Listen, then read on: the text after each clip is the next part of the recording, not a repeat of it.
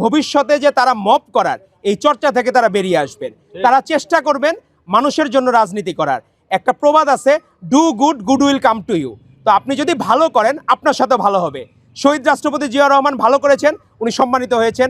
আপসীন দেশনেত্রী বেগম খালেদা জিয়া ভালো করেছেন, উনি সম্মানিত হয়েছেন। আজকে তারেক রহমান, আজকে দেখেন ওনাকে কত প্রোপাগান্ডা ছড়ানো হয়েছে। ইলেকশনের আগের দিন পর্যন্ত প্রোপাগান্ডা ছড়ানো হয়েছে, কিন্তু সকল প্রোপাগান্ডা ধূলিসাৎ হয়ে গেছে। কারণ বাংলাদেশের মানুষের প্রতিটি জায়গায়, প্রতিটি হৃদয়ে হৃদয়ে ধারণ করে বাংলাদেশ জাতীয়তাবাদী দলকে। যে বীজ বপন করে দিয়েছিলেন জিয়াউর রহমান, বিকাশ ঘটিয়েছেন বেগম খালেদা জিয়া, আজকে পরিপূর্ণভাবে ফসল ধরেছে আজকে এই তারেক রহমানের হাত ধরে। আমাদের এই প্রজন্ম তারা দেখেছিল বিভিন্ন ছাত্র সংসদে বিভিন্নভাবে, কিন্তু কোনোদিন আমরা গুপ্ত রাজনীতি শিখি নাই। আমরা ছাত্র সংসদে হেরেছি, কিন্তু নিজের পরিচয় বহন করে হেরেছি। ছাত্রদল হিসাবে আমরা হেরেছি, কিন্তু কোনোদিন আপোষ করিনি এক মুহূর্তের জন্য। এজন্যই শেষ পর্যন্ত আমরা বিজয়ী হয়েছি।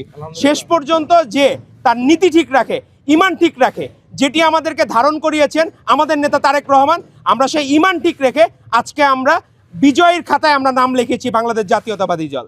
তারই ভ্যানগার্ড হিসাবে অতীতে যেভাবে ছাত্রদল 5ই আগস্টের পরবর্তী সময়ে এই জেনজির যারা আমাদের ভাই বোনেরা ছাত্রদলকে দেখেছে, তারা কিন্তু নিজেদের ভোট বিপ্লব, কিন্তু জেনজির ভোটও কিন্তু আমাদের বিএনপি পেয়েছে। আপনার জেন আলফা বলেন, বেবি বুমার্স বলেন, সকল জেনারেশনের ভোট দিয়েছেই বলেই আজকে আমরা বিএনপি, আপনি যদি বলেন ভূমিধ্বস বিজয়, আমরা ভূমিধ্বস বিজয় বলবো না, এটাই স্বাভাবিক বিজয়। বরঞ্চ কিছু কিছু জায়গায় আমরা আসন হারিয়েছি। তো আমরা এখন চিন্তা করব যে ভবিষ্যতে যে কিভাবে মানুষের মন আরও বেশি জয় করে বাংলাদেশকে একটি সুন্দর রাষ্ট্র গঠন করার জন্য সাম্য মানবিক বাংলাদেশ কিভাবে বিনির্মাণ করা যায়, এবং অতীতের মতো ফ্যাসিস্ট লীগ, ফ্যাসিস্ট ছাত্রলীগ যে রাজনীতি করেছে, বাংলাদেশে যাতে আর কোনো দিন এই রাজনীতি ফেরত না আসে। এবং এজন্যই গণভোটে আমাদের নেতা তারেক রহমান হ্যাঁ ভোট দিতে বলেছিলেন বলেই আজকে হ্যাঁ ভোট বিজয়ী হয়েছে। এবং হ্যাঁ ভোট বিজয়ী হওয়ার মধ্য দিয়ে আর কোনো দিন বাংলাদেশে কেউ ফ্যাসিস্ট হওয়ার সুযোগ নাই। এবং আমাদের নেতা তারেক রহমানই 10 বছরের বেশি কেউ প্রধানমন্ত্রী হবে না, এটি প্রথম উনি বলেছেন। যে 2বারের বেশি কেউ প্রাইম মিনিস্টার হতে পারে না, 10 বছর মেয়াদে বেশি হতে পারবে না। এটা কিন্তু 2.5 বছর আগে যখন ফ্যাসিস্ট আসছে তখনই উনি বলেছেন। বাকি আর কারো ক্রেডিট নেওয়ার সুযোগ নাই। আর আমরা আমাদের ছোট ভাই বোনদেরকে বলবো, যারা এনসিপি রাজনীতি আপনারা আরও ভালো মতো বোঝার চেষ্টা করেন।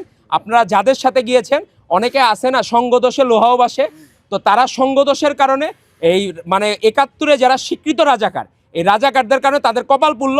ভবিষ্যতে তারা তাদের ভুল থেকে শিক্ষা নেবেন এবং তারেক রহমান যে বাংলাদেশ সুন্দর এবং সাম্য মানবিক বাংলাদেশ বিনির্মাণ করতে চান, আমাদের স্বপ্নের বাংলাদেশ, এবং family card, farmers card, health card যে স্বপ্ন দেখিয়েছেন, প্রত্যেকটা স্বপ্ন বাস্তবায়নের মধ্য দিয়ে বাংলাদেশ ইনশাল্লাহ বিশ্বের বুকে মাথা উঁচু করে আবার দাঁড়াবে তারেক রহমান নেতৃত্বে। ধন্যবাদ।